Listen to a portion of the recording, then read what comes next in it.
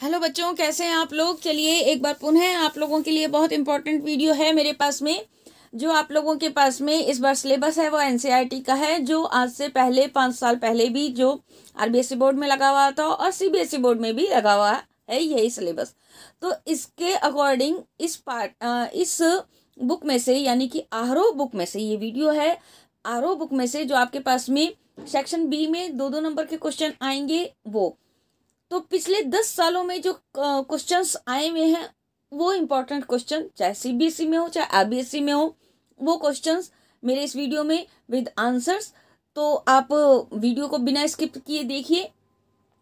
आपके लिए पीडीएफ भी अवेलेबल करा दी जाएगी, उसका कोड भी मैं आपको बता दूंगी ताकि आप लोग इससे अपनी तैयारी कर सकें। देखिए आपके पास में 2-2 नंबर के क्वेश्चन है बच्चों। जो आपके पास में जो पहला देखिए, ये सीबीएसई 2019 में आया हुआ है। पतंग कविता में बच्चों द्वारा दिशाओं को मृदंग की तरह बजाने से कवि का क्या आशय है। ये 2019 में सीबीएसई में आया है। ठीक है, अब अगला क्वेश्चन देखिए आपके पास में, ऐसा कब प्रतीत होता है कि पृथ्वी बालकों के पैरों के समीप स्वयं ही घूमती चली आती है। ये आपके पास में आरबीएसई 2012 में, ये आपके पास में आरबीएसई 2012 में आया हुआ है। पतंग कविता के आधार पर समझाइए, तो ये क्वेश्चन है और इसका आंसर ये आ गया। ठीक है, मैं आंसर्स नहीं बोल रही हूँ क्योंकि आंसर अगर बोल करके बताऊंगी तो आप लोगों के पास में समय बहुत ज़्यादा चला जाएगा और वीडियो बड़ा बनेगा। ठीक है, कविता एक खेल है। बच्चों के बहाने, कविता के बहाने पाठ में कविता और बच्चे मानव समाज को क्या संदेश देते हैं। तो ये आया है बच्चों आरबीएसई 2013 में। ये देखिए आरबीएसई 2013 में आया हुआ है। तो इसमें का भी आंसर आपके पास में अवेलेबल है।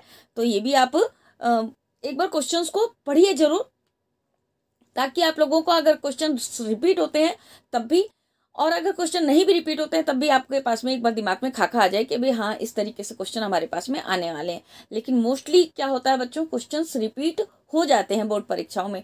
ठीक है, तो इसलिए जरूर से बहुत इंपॉर्टेंट वीडियो है, बहुत ध्यान से देखिए, बहुत अच्छी तरीके से, क्योंकि हर क्वेश्चन आपके पास में चाहे सीबीएसई में हो चाहे आरबीएसई में हो आया हुआ है। तो इसलिए आप जरूर ध्यान से देखिए क्योंकि आपको आगे कोड भी बता दिया जाएगा। देखिए आगे आपके पास में रघुवीर सहायक का जो पाठ है उसमें से आपके पास में क्वेश्चन, ये भी क्वेश्चन आरबीएसई 2015 में आया हुआ है। हम समर्थ शक्तिवान, हम एक दुर्लभ को लाएंगे। एक बंद कमरे में कैमरे में बंद अपाहिज कविता की प्रस्तुत पंक्ति में कवि का कौन सा भाव व्यक्त हुआ है। तो आंसर समेत इसका ये क्वेश्चन है। ठीक है, अब अगला क्वेश्चन, कैमरे में बंद अपाहिज कविता किस सामाजिक उद्देश्य की पूर्ति दर्शाती है। क्या वास्तव में यह निर्धारित सामाजिक उद्देश्य की पूर्ति करती है, स्पष्ट करें। ये क्वेश्चन भी आपके पास में आरबीएसई 2012 में आया है। ठीक है, तो कैमरे में बंद अपाहिज बहुत इंपॉर्टेंट कविता है, इसमें से कोई ना कोई क्वेश्चन आया रहेगा। ठीक है, ये जरूर करनी है आपको। फिर आते हैं आपके पास में शमशेर बहादुर सिंह। ये देखिए, ये 2016, ये क्वेश्चन भी बहुत इंपॉर्टेंट है। स्लेट पर या लाल खड़िया चाक मल दी हो किसी ने, उषा कविता की इन पंक्तियों का आशय स्पष्ट कीजिए। ये 2016 में आया है बच्चों।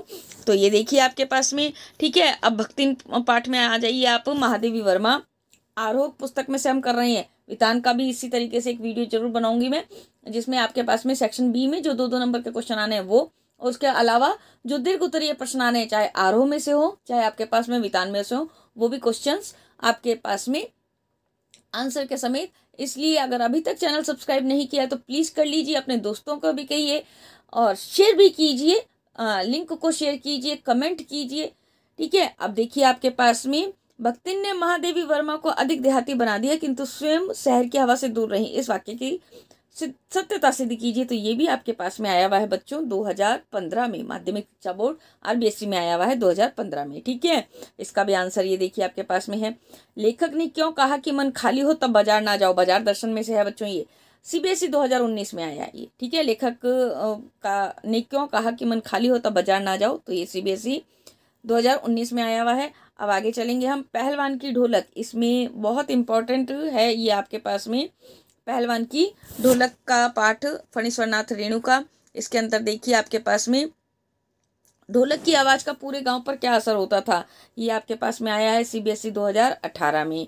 ठीक है, अब हम आगे चलेंगे। तो ये गुरुजी कहा करते थे कि जब मैं मर जाऊं तो मुझे चिता पर चित्त नहीं पेट के बल सुलाना, ये शब्द लुट्टन पहलवान के कौन से पक्ष को उद्घाटित करते हैं? तो ये पक्ष लुट्टन पहलवान के, क्योंकि लुट्टन पहलवान साहसी था, निर्दय था, उसने कभी भी पहलवानों से हार नहीं मानी थी, तो ये उसके संघर्ष को प्रमाणित करते हैं, इसके जीवन के पक्ष को। तो ये बताया है, ये भी आया है आपके पास में माध्यमिक शिक्षा बोर्ड यानी कि RBSE 2012 में। ठीक है, तो ये हो गया। अब देखो, उसने क्षत्रिय का काम किया है। राजा साहब ने ये शब्द किसके लिए और क्यों कहे? यहाँ क्षत्रिय का काम का तात्पर्य भी बताइए। ये भी आपके पास में 2012 में आया है क्वेश्चन। ठीक है, तो इस तरीके से आपको ये क्वेश्चंस जरूर पढ़ने हैं पेपर से पहले भी, और अब पढ़ना स्टार्ट कर दीजिए क्योंकि पेपर बहुत नज़दीक है। अब अगला क्वेश्चन देखिए आप, सीरीज और महात्मा गांधी की तुलना किस आधार पर की गई है? ये CBSE 2018 में आया हुआ है। सारे ही क्वेश्चन मैं आपको बता रही हूँ जो सारे के सारे पेपर में आए हुए हैं पिछले सालों में। ठीक है, वही क्वेश्चंस हैं। ऐसा ही वीडियो मैं आपके लिए ज्योग्राफी का भी लाऊंगी, पॉलिटिकल का भी लाऊंगी, हिस्ट्री का भी लेकर आऊंगी, हिंदी साहित्य का भी लेकर आऊंगी। इसलिए अगर अभी तक आप लोगों ने चैनल को सब्सक्राइब नहीं किया तो प्लीज़ कीजिए। अब चलिए मैं आपको कोड भी बता देती हूँ।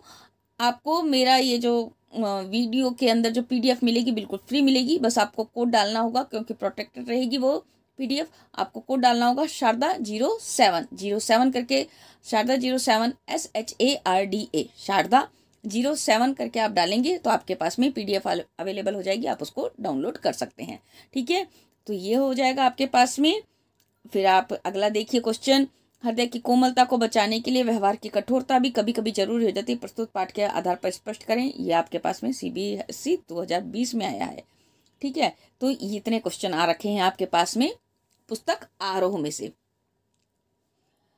आज के लिए मैं एक बार पुनः आपको बता दूं, PDF का कोड है आपके पास में शारदा SHARDA 07। ओके, तो ये आपको फ्री ऑफ कॉस्ट मिलेगी PDF। तो आप ये कोड का इस्तेमाल करके आप PDF भी डाउनलोड कर सकते हैं। ऐसे ही इंपॉर्टेंट वीडियोज़ के लिए चैनल को सब्सक्राइब करना बिल्कुल भी ना भूलें, शेयर करना भी ना भूलें, कमेंट करना भी ना भूलें। आज के लिए